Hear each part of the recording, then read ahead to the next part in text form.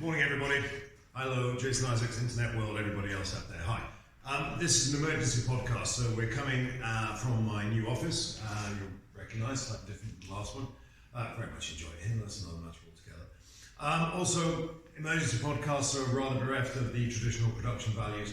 I just wanted to get this out because this is a changing situation and things are moving even as we speak. I imagine, just for reference, it is 10 o'clock on Saturday morning. And yes, I am growing a silly moustache, and that is for Movember. Something that's taken very, very seriously in the new shop, so I will link off to that in the description. And if you'd like to make a contribution, that would be very welcome indeed. So, what am I talking about today? Braverman, protests, policing, and populism. And this all swings from this article that Braverman published in the Times on Thursday. If you haven't got a copy of it, you really want to go read it because it is proper mental. There are, well, as a politics teacher, there's an obligation that one should remain neutral at all times. But frankly, the neutral position on this is, well, maybe you'll see as we go along. So here we are. We're looking at Braverman and what she's been up to. So first things first, what actually happens? Well, we have this op-ed that Braverman wrote in the Times on Thursday. We understand that it was passed to number 10, but she did not follow up on all of the instructions that number 10 gave her. So we have reference to hate marchers, we have reference to Islamists, we've got mobs, and we've got links to terrorist organisations. So all the way through here, she is drawing, or she's painting a particular picture of the pro-Palestinian marches scheduled, well, probably starting off even as I speak this morning. She then goes on to suggest that police are employing a double standards, suggesting that left-wing marches are treated differently from right-wing marches, talking about lockdown protests and comparing that with different treatment that Black Lives Matter protests received. She then goes on to argue that they are softer, that there is that double standard going on. Pro-Palestinian mobs displayed almost a decade ago are largely ignored. This bizarre reference to Ulster, which just seems designed to inflame or to antagonise as many people as possible, manages to offend both sides, which is quite an achievement. She united both sides in their opposition to this particular thing. And we understand that number 10 suggested some changes, some were enacted, but particularly this link to Ulster remained in despite number 10 specifically asking that they be redacted. So, why does any of this matter? Well, this matters for two reasons. First of all, it matters because you will write about this in your exam. No matter what it is that you're doing in your exam, at some point you will find yourself talking about this particular incident because it covers virtually every single base that you could possibly look at. We're looking at conservatism. We're looking at the relationship between PM and cabinet. We're looking at the way in which politics plays out on a grander scale. We're looking at protests, we're looking at interest groups, we're looking at all of these things. But this, I think, is also critically important for what's going on outside the classroom. This is, well, I'll speak about it here a second. First of all, exam capital, okay? This is mandatory. You need to have evidence, and this will be evidence that you use in the exam. I can promise you, in the exam next year, or whenever you're reading this, or whenever you're hearing this, this will be mentioned in your, you will use this as evidence in your exam. Secondly, this is a point that I keep trying to get across to my students. Politics is so much easier if you embrace it as a lived experience. You can read every single article you like about collective responsibility, or every single textbook about individual responsibility, and it's very hard to get your head around in abstract.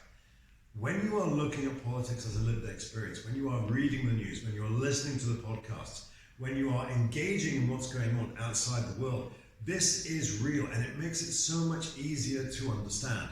So, for instance, geography, unless you are a refugee fleeing climate crisis, you're not really going to understand. You're not living the experience of human geography. Unless you're running a small business, you're not really living business studies. All of the things that are happening in politics right now, all the things you're studying in your textbook, this is the real world. This is waiting for you outside. This is going to be the world you live in, and it's the world that you're going to inherit. And here I'm speaking largely to A-level students, and perhaps even some university students. This is real. And what we're living through now is going to be the stuff of textbooks in future years. So you may as well enjoy it now, or at least get some capital from it now while it's really happening. So listen to the podcasts, read the newspapers, listen and watch the news, because this is politics as a lived experience, and it will help you understand things like cabinet government, things like collective responsibility, individual responsibility. This is all playing out in real time. So if you're struggling to get your head around some of these abstract concepts, and they are tricky and abstract, try them in real life and it will make it so much clearer. Let me try to explain exactly what I mean here. And as ever, I'm going to try to break down this complicated area into three particular groups: structural, rational, and cultural. Structural, what does this mean for the structures of government? Rational, what does this mean for how government works? And cultural, what does this mean when it breaks out into the wider cultural environment, when it breaks out of the academic or theoretical into the real world? So, structural, what's going on here? Why does this matter? Well, this is all about cabinet government, and particularly it's all about the concept of collective ministerial responsibility. Again, you'll have done this in your books, but here it is playing out in real time. We have got a minister going off message.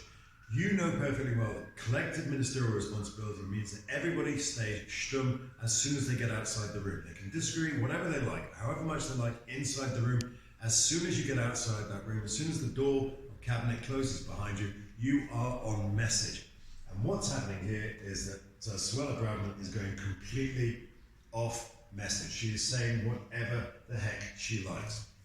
She is coming out with a policy that is discrete from official government policy, and you can't do that. In the world of collective ministerial responsibility, you have to back your team position. You can't go off and say whatever you like, no matter how it's playing on the doorstep, because that's not how government works. That's not how cabinet government works.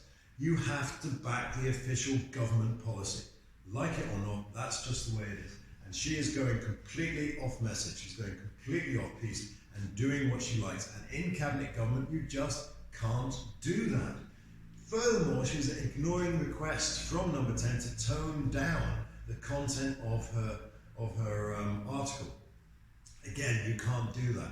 This is something that particularly came in with Blair, whereby all ministerial speeches had to be run past the Campbell, basically the vetting police. But it's now become general policy that in the world of cabinet government, if a minister is going to make a speech, if a minister particularly is going to write an article that's going to become part of the written record, then that is run past Number 10 first, or the cabinet office at least. And they will say, right, yay, nay. On this occasion, they said, look, you've got to make sure, you can't say that, but she's gone and done it anyway. So, for my money, at any rate, the question is not whether or not Rishi should sack her, but when she should be sacked, because she has basically gone straight up and defied every single aspect of collective ministerial responsibility. Okay, so let's now move on to the rational, and this of course is how it works. Now here we can look at individual ministerial responsibility, and you will know that as Home Secretary, her job, or the Home Secretary's job, is multifold, manifold, okay? But we're going to break it down into three main things: law and order, maintaining public order, and national security. That is the Home Secretary's job. Now just think about what Suella Braverman has done in this particular article. She has undermined the police, she has stoked a situation that was already incredibly volatile, and she is dividing rather than uniting society. Now she might very well believe everything she has said, and one has to presume that she does. However, as Home Secretary, she should be seeking to pour oil on the water, or to pour water on the fire, not to stoke a situation that is already incredibly divisive and incredibly volatile. So as Home Secretary, what she's done in this article is a complete dereliction of duty. And again, one should strive for neutrality in the teaching of politics, but the neutral position here is one of extreme criticism. What she has done here as Home Secretary is fundamentally a dereliction of duty. It's bonkers. How on earth, as Home Secretary, do you think that you can take a situation that is already incredibly complicated and incredibly volatile, and tempers are incredibly raised and heated, and not just stoke them further, but make the police's job harder by accusing the police of employing double standards? This is bonkers. This is not government. This is madness. And again, the position is not really whether or not Rishi Sunak should sack her, but when she should be sacked for a gross dereliction of duty, whether it's incompetence or just not caring. What she has done here is fundamentally wrong. The Home Secretary has made governing this country harder by dividing, by digging down, by doubling down on the divisions within society, and at the same time undermining the police's ability to manage this situation. That, I'm afraid, is either gross incompetence or massive dereliction of duty, or possibly even both. So, for me, at any rate, the question is not whether or not she should be sacked, but whether she should be sacked for cabinet collective responsibility, for broaching collective responsibility, or indeed for broaching individual responsibility. It's not whether, it's which one you want to pick. Now, let's think about what she's done in the cultural thing. So she's divided, not united. She's sought to polarize the country. And then she started to employ partisan policy. So it's not just dividing and saying, well, there's good people on both sides. She's divided it and said, well, this side is good and this side is bad. One side is on the side of the angels, the other side is on the, well, clearly not the other side of the angels. And she's indulged in populism, this idea that there are easy answers out there. And rather than challenging lazy thinking, she said, yes, there's this side, they're bad, and we need to crack down on this side, we need to crack down on that. So she's engaged in populism. The world is complicated, it's not going to be saved or cured simply by dealing with the immigrants or dealing with whoever the whipping boy of the right, the extreme right media is this week. We've got to think about what she's trying to do here. We've got to assume, well, certainly off the back of this, not only is the election likely lost, but they deserve to lose. And again, don't infer from that that I am a Labour supporter or a Liberal supporter. I could be a Tory who is just mourning the death of their party, because the Conservatives, if this is the sort of thing they're coming at, there is nothing conservative about that. Remember that the job of conservative, or the obsession of conservatism, is preserving organic society. What Suella Braverman has done here, she's taken organic society and she's cut it in half. And she said, you guys are right, and these guys are wrong, and we're going to criticise the police for not being able to hold this together, when all she's done is she's just cleft organic society in two. If you are a conservative, this should make you want to tear your hair out, because this is not conservatism. This is something else entirely. And again, so hard to be neutral. This is scary. This is genuinely scary. Now, I've been teaching since the early noughties, okay? So I've been through the Iraq War, I've been through the 2008 crisis, I've done Brexit, I've done Trump, I trust.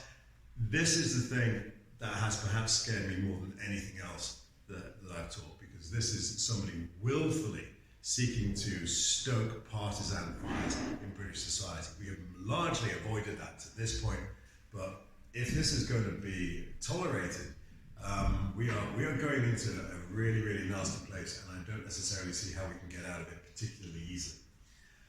Right, so this brings me on to the last bit. Why won't Rishi Sunak sack her? So for me, the question is not whether or not she should be sacked, but should she be sacked for offences against collective responsibility or individual responsibility. However, Braverman's constituency is not large, but it is very vocal and it is very powerful, and it holds a particularly important place in the Conservative Party. Now, you've got to think about why Suella Braverman is Home Secretary. Do you really think that Rishi Sunak wanted Suella Braverman as Home Secretary? She'd already proved herself a loose cannon. She'd been fired or resigned from cabinet, God knows how many times, maybe exaggerating slightly. But she was a loose cannon. Why do you want to put a loose cannon at Home Secretary? Well, the answer is that, for better or worse, she speaks for a significant constituency, both within the Conservative Party and within the country at large. And that's why not only is she in cabinet, but she's also got one of the big four seats. She is the Home Secretary, when frankly it's hard to think of somebody less well suited to that particular position. Again, I'm sorry, I know I should be neutral, but the neutral position here is one of anger and agitation and fear.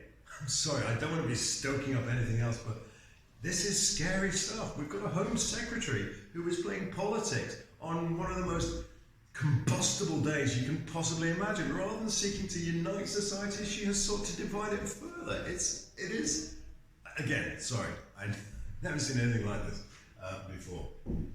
But here we go. This is GB News. The first time, and hopefully the last time, I've ever been to their website.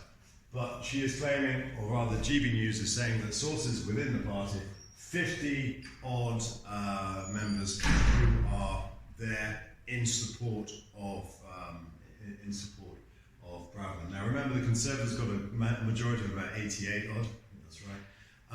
And 50 is not enough to derail that, but it is going to make Sunak's job incredibly hard. Who are they? Well, again, according to GB News, it's largely the new right, and so not the new right, the new Conservatives, and so this is they. Go and have a look at what they stand for. See whether or not you're happy that these guys seem to be holding the division of power within the Conservative Party. Because as of now, I copied this one out about 15 minutes ago, and this was the last update on The Guardian. This was similarly the last sort of time that the BBC had updated their files, and Sunak had still not done anything about it. Let's just very quickly flip across to the BBC News website now. I should have had this up. There we go. Find out whether or not London is burning, or whether or not Sunak has sacked her. Come on. The internet gerbils are tired.